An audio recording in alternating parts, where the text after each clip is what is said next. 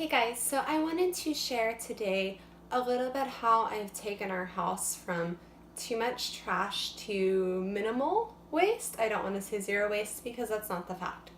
So a few weeks ago I noticed that once again our trash man hadn't picked up our trash, and in my frustration, we live in Japan, there's always a bit of a language barrier. I'm working on that.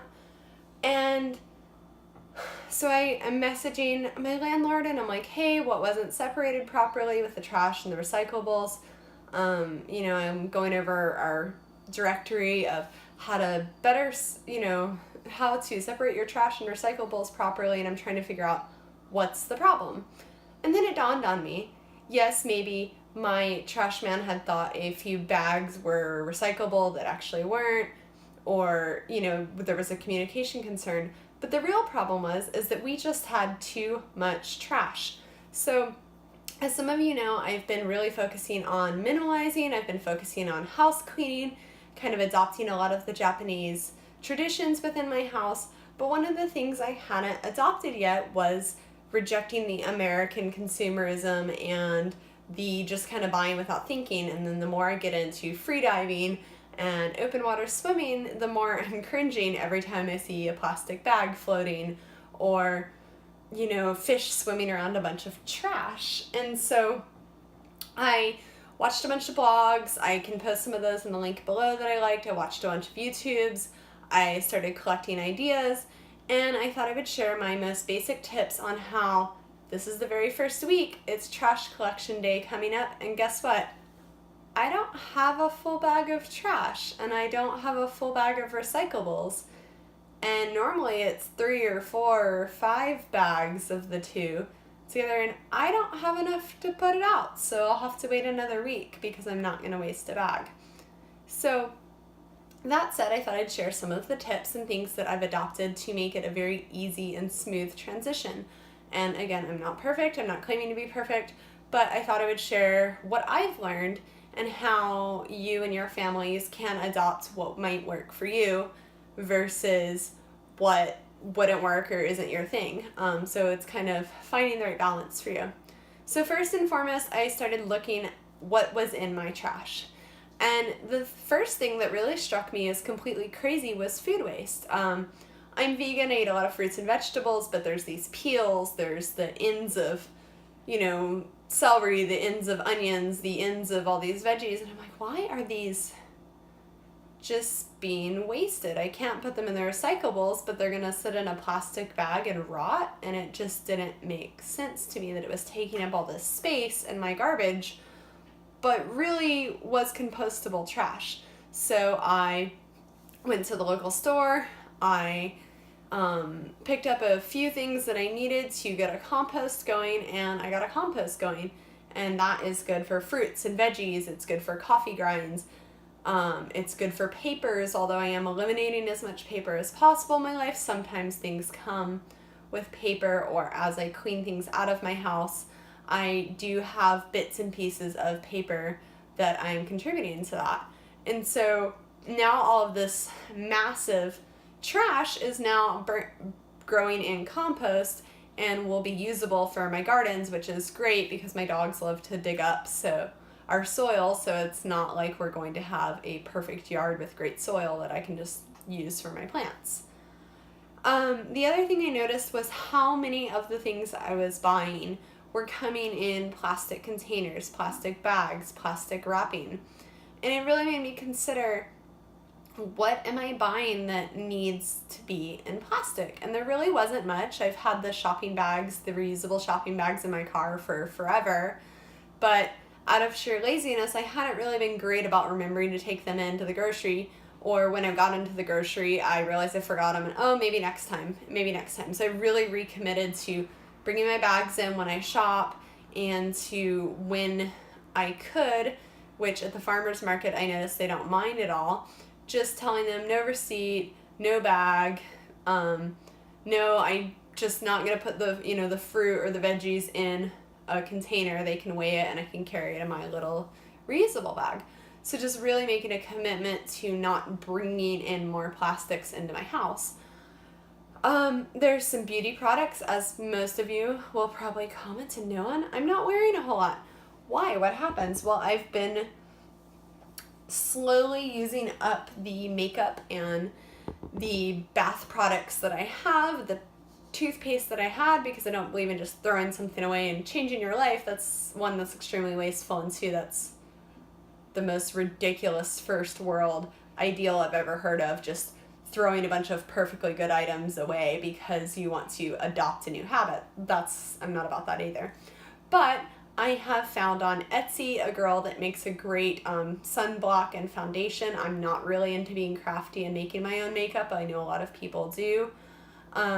As far as hair products, I have been experimenting with a few different things, mixes with oils, and when I find exactly the blends I love, I will share them here with you guys.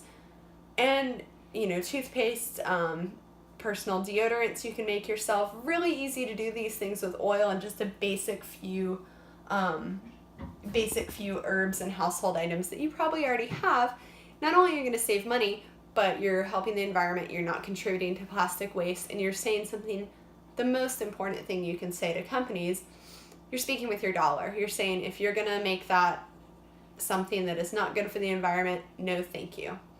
And that is fascinating because bigger companies are taking notice and they are starting to reject non-recyclable products because people are starting to speak up with their dollar and they're seeing the harmful damages of toxic waste to the environment.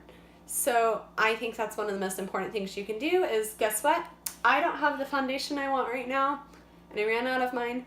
So I'm just not going to wear any for a week or two until the one that I ordered that is zero waste gets here. And that is part of learning to speak with your dollar, despite the fact that there might be discomfort and the fact that you're with a naked face on the internet. Oh no. And one of the last things I found is the amazingness of reusable jars. So I might have a little bit of a new addiction. So one thing I've been doing is, you will notice that this jar is not super fancy or anything special. I have been taking jars from products that I had to have or already had in the house that are in jars, and I just soak them in hot water with white vinegar and a little bit of dish soap, and then the labels come right off. Or I did actually go out and I think I bought just 1 4-pack of jars just to get some of the things so that when I went out shopping, I was able to put beans and rice in reusable jars and I wasn't having to buy them in plastics. And so just having these little guys, you can put a salad in them. This happens to be coffee. It smells delicious. I was able to buy my coffee and just put it in here straight from the grinds. No need to contribute with buying a bag. So little things like that have made huge changes in my house. Just really examining what I was throwing away and then figuring out how I could get around that to make less waste with my house. And that just meant saying a hard no to products that were only created with plastic. It resulted in me creating a compost. It resulted in me being more attentive to what I could recycle if I had to recycle something. And it involved a little bit of creativity, watching a few blogs. It was not that hard. The other thing, I know this is a big topic in the zero waste community, is toilet paper. Are you willing to buy toilet paper? Are you going to go with a bidet? Are you going to go sans toilet paper at all? So being in Asia, having traveled here before and now living here, a bidet is not a foreign concept to me. I am completely comfortable with it. I was able to take some little cleaning rags and have those and then hold on to the toilet paper because I used to buy it in like bulk Costco size proportions. Hold on to the toilet paper and the paper towels that we have for when we have guests and for when maybe that's a little out of their comfort zone. But on the same token, a bidet, little dry wipes that you can easily throw in the washing machine, not that big of a deal.